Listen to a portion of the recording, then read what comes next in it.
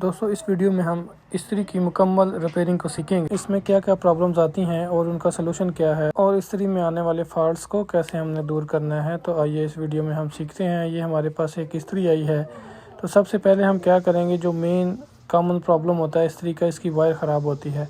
हम इसके back cover को खोलेंगे। ये एक स्क्रू की मदद से ये जुड़ा हुआ था। इसको जब खोलेंगे तो फिर इसके पीछे 3 पॉइंट्स होते हैं। 2 पॉइंट्स में वायर्स अटैच होती हैं और एक पॉइंट जो होता है वो हमारी लाइट का होता है। दोस्तों सबसे पहले हम इन स्क्रूज़ को लूज़ करके ढीला करके खोल लेंगे और फिर हम इस वायर को और इसकी लाइट को बाहर निकाल लेंगे।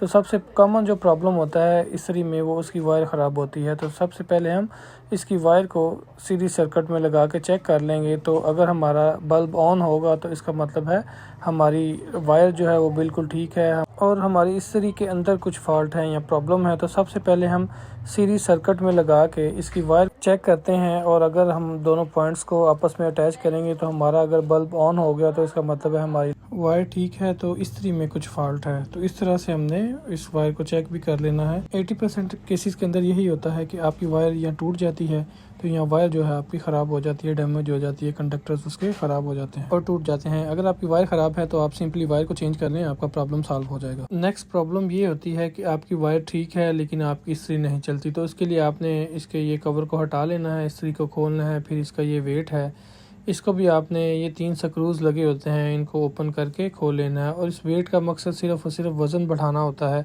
ताकि आपको इस्त्री के ऊपर वज़न डाल के कपड़ों की सिलवटें निकालने में इशू ना हो। तो इस तरह से हम सिंपली ये 3 स्क्रूज जो हैं इनको ओपन करेंगे तो ये हमारा वेट भी अलहदा हो जाएगा। अभी दोस्तों इसके स्ट्रक्चर को हम देखते हैं। आप इसकी ये प्लेट के एंगल को चेंज करेंगे तो आपको 2 पॉइंट्स नज़र आएंगे, जैसा कि आपको अभी इसमें नज़र आ रहे हैं। तो ये 2 पॉइंट्स आपस में अटैच होते हैं तब हमारी इस्त्री ऑन होती है। ये जब पॉइंट्स आपस में एक दूसरे के नज़दीक आते हैं या अटैच होते हैं, एक दूसरे को टच करते हैं, तो यहाँ पे स्पार्किंग भी होती है। स्पार्किंग की वजह से यहाँ पे ये जो 2 पॉइंट्स हैं ये ब्लैक हो जाते हैं, कार्बन सी इन पे आ जाती है। तो आपने क्या करना है, फाइल या रेती की मदद से इन दोनों पॉइंट्स को, या आप सैंड पेपर ले सकते हैं, रेगमार ले सकते हैं, उसकी मदद से आपने इन दोनों पॉइंट्स को ज़रा अच्छे तरीके से साफ़ कर लेना है।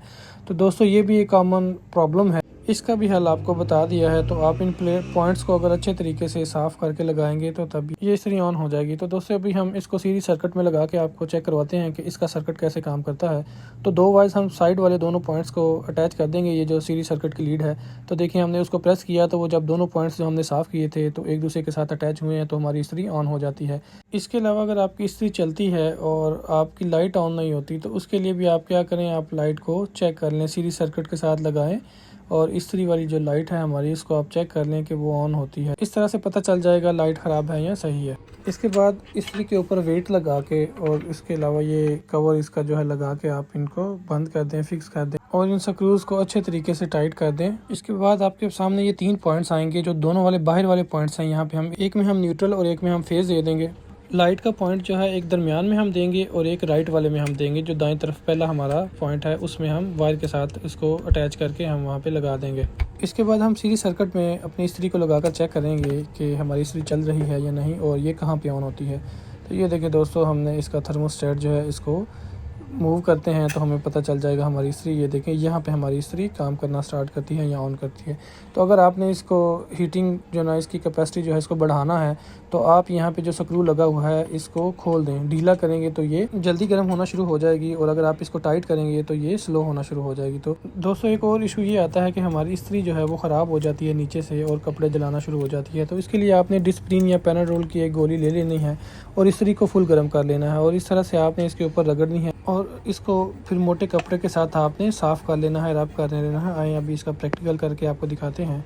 तो ये देखिए हमने एक फुल गर्म किया और इसको रगड़ा है और उसके ऊपर से फिर हमने मोटे कपड़े के साथ इसको साफ़ कर लिया है। तो ये देखें इसके ऊपर जो स्टेन्स लगे होते हैं ये हमारे साफ़ हो जाते हैं। तो इस तरह से आप इस्त्री की इस प्लेट के ऊपर से स्टेन्स को हटा सकते हैं और अच्छे तरीके से कपड़ों को प्रेस कर सकते हैं।